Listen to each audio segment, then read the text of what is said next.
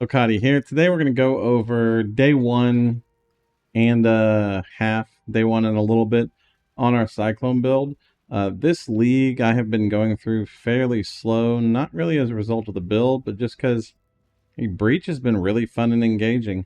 And so we've taken a lot of time to do the Breach content and do all the hive fortresses, and it's just been a lot of fun.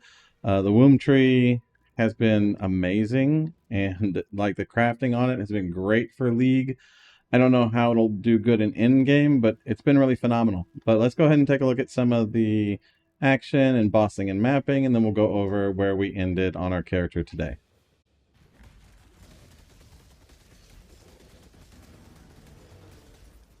I didn't even hit Trinity. Oh, look at that. Look at that. Like 1% health off of the no phase. Horse shit.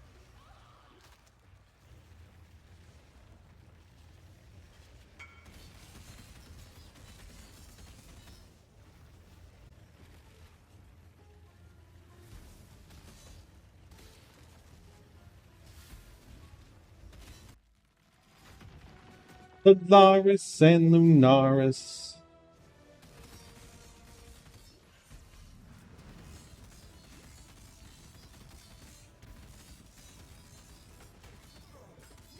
Peters. Phased. Get out of here. You're phased. Get out of here. Look at. Stop being in here and immune to damage. Hackers.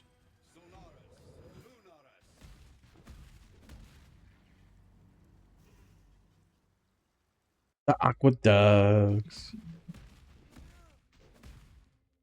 Here's where we would farm levels, except because of Breach, we're at level 66 already. And so we don't have to farm anything.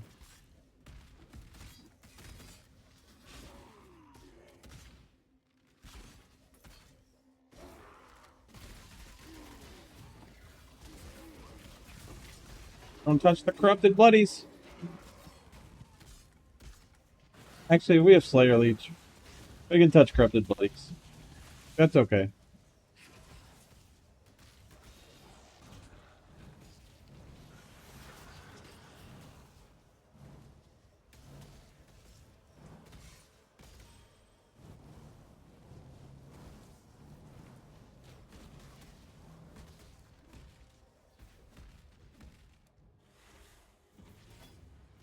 Add XP. Everyone feels so strong in the campaign because we're 10 levels higher than we should be.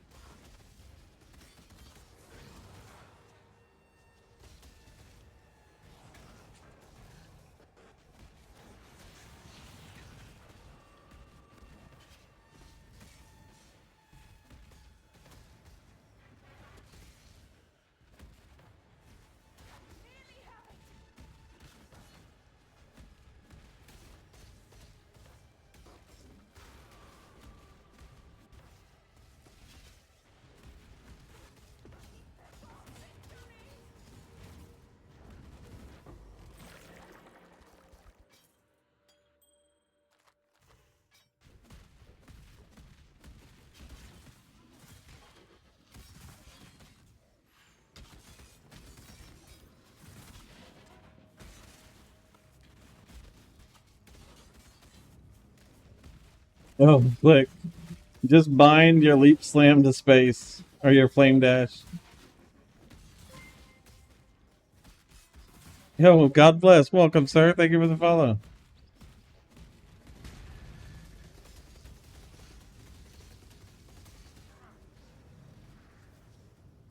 Where, oh, where is the damage at? Where, oh, where could it be?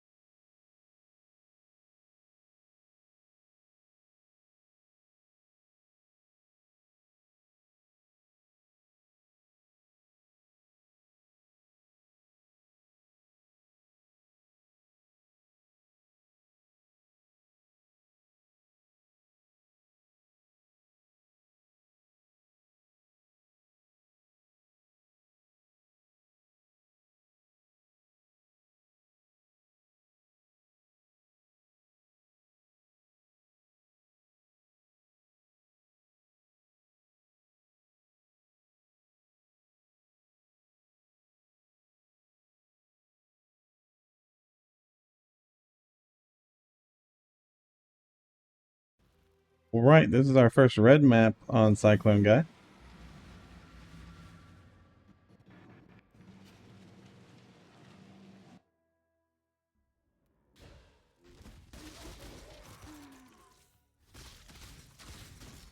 Issues.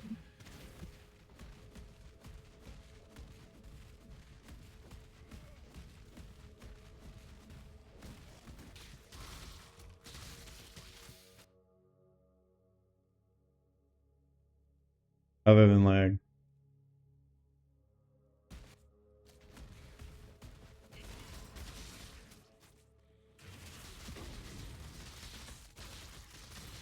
Damage is so good.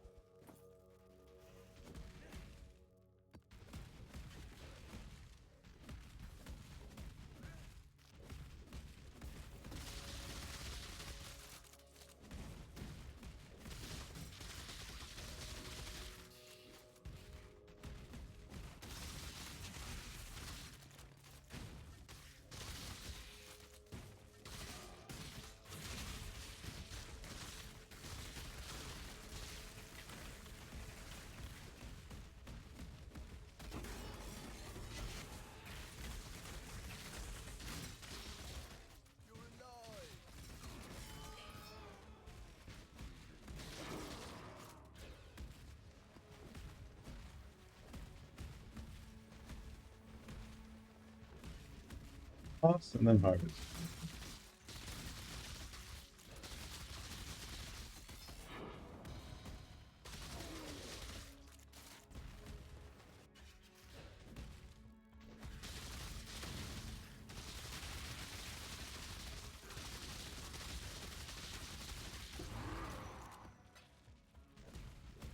Polaric invitation. Polaric invitation time.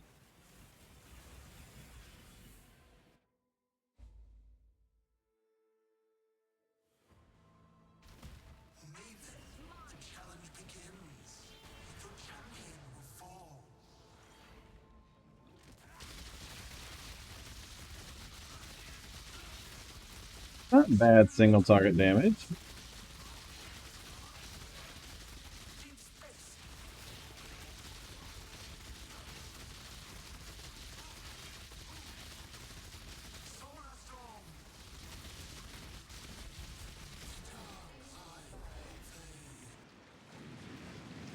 Teething time.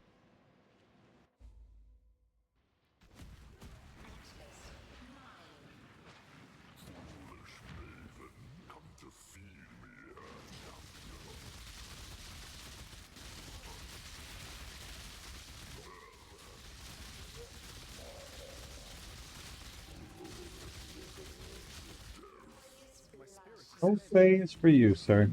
And let's hit up our first T16. This is, of course, LE weakness, monster damage, frenzy, and 2 additional chains. Everything's hexproof. Not an ideal first T16, but you know, Vol Orbs be Vol Orbin.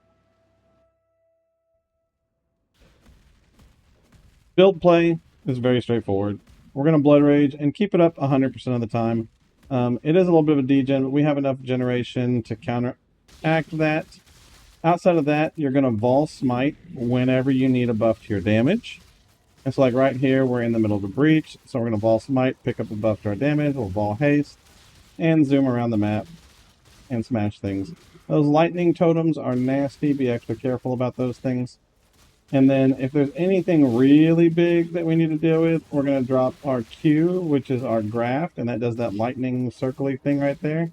That blasts everything and gives us a huge boost to our damage. We got little breach bosses here. And they all deadsies. So playstyle is a few extra buttons, but most of the extra buttons are only used whenever you really need them. We do have a tincture. We'll hit the tincture anytime there's something strong. Obviously, like this guy right here, we can hit our Q down and stand in it and do a bunch of extra damage. Survivability on the build is really good. We don't have a synthesis shield yet, so we have no life on block, which is very good. Somehow we lost our R's there. So we're living on Life Flask and Leech for right now.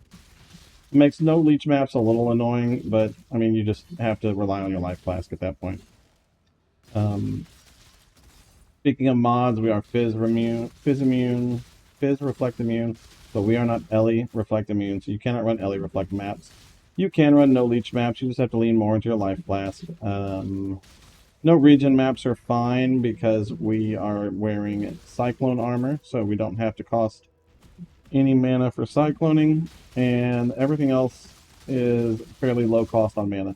Do keep your Leap Slam at level 1. We don't care how much damage Leap Slam does, we just care about it not costing mana. So that is the most important part of Leap Slam. Leap Slam is our number one way to move around, and with Reverse Chill, it's giga fast, so you get around pretty quickly.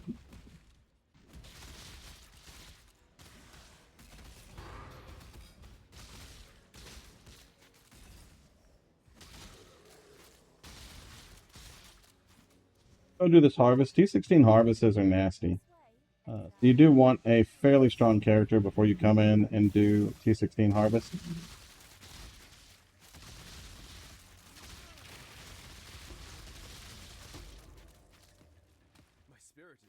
But we do good damage. I think we're somewhere around 10 mil right now with everything active, but we're averaging about 5 mil just cruising around with Cyclone. And so those are pretty good numbers considering our investment in the character. Again, keep Blood Rage up. Like right now, we're going to use our Tincture. We're using a reduced mana burn Tincture, so it has huge uptime. Since we're not spending any mana to attack, our mana leech is keeping us topped off the whole time we're cycloning. I want to say it's like 25 to 30-ish seconds, as long as you have a target to hit. As soon as there's nothing to hit, you'll cap your mana, and then you'll lose your leech, and then it'll fall off immediately.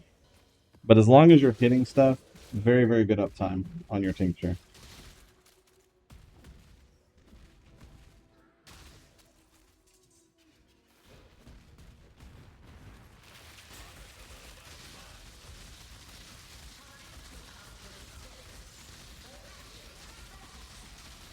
Got a little extra boss action in there, a little synthesis map, and that's how the build is going. We'll take a quick look at our gear, and I'll include this in the POE with just our update. We did get a fractured foil, use Shrieking Essence of Hatred on it until we hit attack speed and lightning damage, and then bench crafted on Crit Strike with Strength and Int. We just have a generic helm, nothing fancy here. A generic shield, although we do get attack speed on it, so that's nice. Obviously, Winterweave and Archons for Reverse Chill, a Carnage Heart, which is a great low-level amulet, just a generic ring with life and resistances.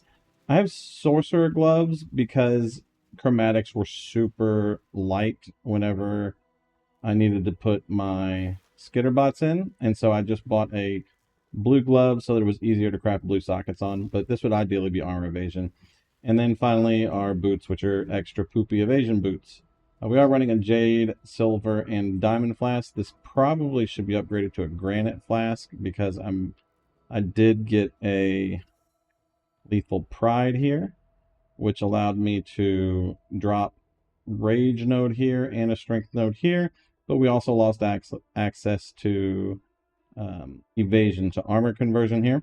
On the Lethal Pride, it is very important that you get one that has rage on hit, and then as many double damage or melee crit multi nodes and crit damage reduction nodes, things like that, as you can get on it. We are running a Cluster Jewel with Devastator, Martial Prowess, and Calamitous. The Cluster Jewel is Martial Prowess and Calamitous. Devastator, or Feed the Fury, or Fuel the Fight. They each have their advantages. Devastator gives you explosions. Fuel the Fight lets you take off this mana leech node right here that we have. And then Feed the Fury is the highest DPS of the three. But I prefer the explosions from Devastator, especially in this league. And then our interrogation down to Secrets of Suffering so that we can inflict Scorch, Brittle, and Sapped. And then Skitterbots is covering Chill and Shock for us. Obviously, Bleeding Mastery for crit, Sword for crit, life. We don't have spell suppression yet, but that'll come in later. And then we're just filling out our sockets that we have open with generic attack, damage, murder side jewels, which later on in the game will become crit, multi, life, crimson jewels. Our sockets are Trinity support, Fortify support, Pulverize, Cyclone, elemental damage with attacks, and channeling. And then we have our Leap Slam link right here with momentum, faster attacks, and a Flesh and Stone sitting there. We have Blood and Sand down here. I do flip between Sand Stance and Blood Stance depending on what's going on. Sand Stance gives me tremendous AoE and more defenses. Blood Stance gives me a lot more damage, and so I do flip back and forth with those fairly frequently. Mark on hit with life tap on Assassin's Mark, because we don't ever want to not be able to cast Assassin's Mark on a target. So we do want to life tap that for right now. That'll change later. Haste, Vol Smite. So Vol Haste, Vol Smite, and more duration. We are strictly using this for the buff, not for the aura. Skitterbots with Unbound Ailments and Bone Chill support, and then Tempest Shield to handle the shock that we're getting from the Skitterbots on Archon's tools, overcapping our resistances to deal with the Scorch aura, and then Winter Weave for the reverse chill there. So that is how we are set up here. This deviates a little bit from the build guide, not because the build guide is wrong, but because I don't ever follow the build guide, and I more respond to what feels good for me and what fits with the gear that I have access to. And so you can follow either one of them. They both work well. If you have any questions over anything, drop a comment down below or come by Twitch. I'm happy to answer them. Thanks.